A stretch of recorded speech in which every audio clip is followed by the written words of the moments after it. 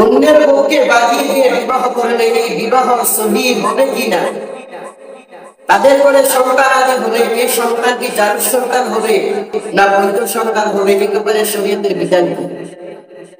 অনেক দুষ্ট যুবক আছে যারা স্বামী বিদেশে থাকে, পূর্বে অবৈধ প্রেম ভালোবাসার সম্পর্ক ছিল, এখন এই মেয়েকে বাজিয়ে নিয়ে বিবাহ করে ফেলে।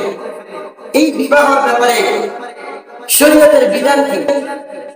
৫ নম্বর পারা ১ নম্বর পৃষ্ঠা প্রথম লাইনে সূরাতুন নিসার ৩৪ নম্বর আয়াত আল্লাহ বলেন, ওয়াল মুহসানাতু মিনান নিসাই ইল্লা মা মালাকাত আইমানুকুম কিতাবাল্লাহি আলাইকুম। যে সমস্ত মেয়েদেরকে বিবাহ করা হারাম, এর মধ্যে এক শ্রেণীর মেয়ে হলো যারা অন্যের বিবাহ বন্ধনে আবদ্ধ থাকে, যতদিন পর্যন্ত তার বিবাহ বন্ধনে আবদ্ধ থাকবে ততদিন পর্যন্ত তাকে বিবাহ করা জায়েজ হবে না। এখন আপনারা প্রশ্ন করতে পারেন, যে ডিভোর্স হয়ে যায়, ডিভোর্স হয়ে গেলে দেখেন যখন সে বেগে যায়, যদিও মেয়ে ডিভোর্স দিয়ে ফেলে বেগে যায়, তখন কিন্তু সাথে সাথে বিবাহ করে ফেলে এবং কি ঘর সংসার করতে থাকে। যতদিন পর্যন্ত ডিভোর্স দেওয়ার পর ৩ মাসই অতিবাহিত না হবে ততদিন পর্যন্ত এই মহিলাকে বিবাহ করা জায়েজ হবে না। এমনকি এই মেয়েও অন্য স্বামীকে গ্রহণ করতে পারবে না।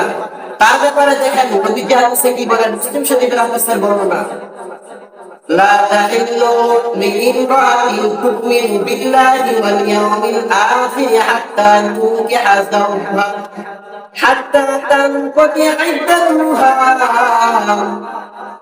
এই মেয়ে যদি আল্লাহ আর আখিরাতের প্রতি ঈমান আনে, এই মেয়ের জন্য তার মাসিক ৩ মাসিক শেষ না হওয়া পর্যন্ত, তার ইদ্দত শেষ না হওয়া পর্যন্ত অন্য স্বামী গ্রহণ করা তার জন্য সম্পূর্ণ হারাম। আর তাদের পরে যে সন্তান আদি আসবে এগুলো সব জাতির সন্তান হবে। দেখবেন কিছু যুবক আছে যারা পরকীয়া করে, বিবাহ শাদী করে না কিন্তু পরকীয়া করে, একবার অমুক মেয়ের কাছে যায়, অমুক মেয়ের কাছে যায়, বিভিন্ন ধরনের কলাকৌশল এই ধরনের খারাপ কাজ করে। তাদের ব্যাপারে দেখেন নবীজি কি বলেন, মুসলিম শরীফে ৩,৪32 নম্বর হাদিসের বর্ণনা, মান কানা ইউমিনু বিল্লাহি ওয়াল ইয়াউমিল আখির ফালা ইয়াসিয়ান্না মা'আহু সাওয়াইন। নবীজি বলেন যে আল্লাহ এবং আখিরাতের প্রতি ঈমান আনে এমন যুবক যেন অপরের জমিতে ফসল চাষ না করে, অর্থাৎ অন্য মেয়ের সাথে অবৈধ মেলামেশা না করে।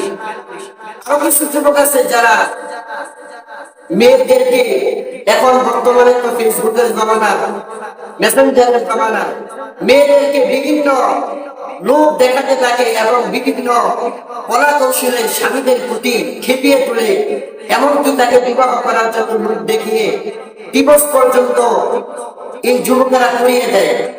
তাদের ব্যাপারে নবীজি কি বলে দেখেন, قال رسول الله صلى الله عليه وسلم ليس منا من فضل امرأة على زوجها। নবীজি বলেন যারা এই ধরনের খারাপ কাজ করে তারা আমার দলের অন্তর্ভুক্ত না, তারা আমার উম্মত হতে পারে না। কেমন ভঙ্গি দিয়েছেন নবীজি দেখেন। এই জন্য যারা এই ধরনের খারাপ কাজ করেন তারা এই ধরনের খারাপ কাজ থেকে বেঁচে থাকে।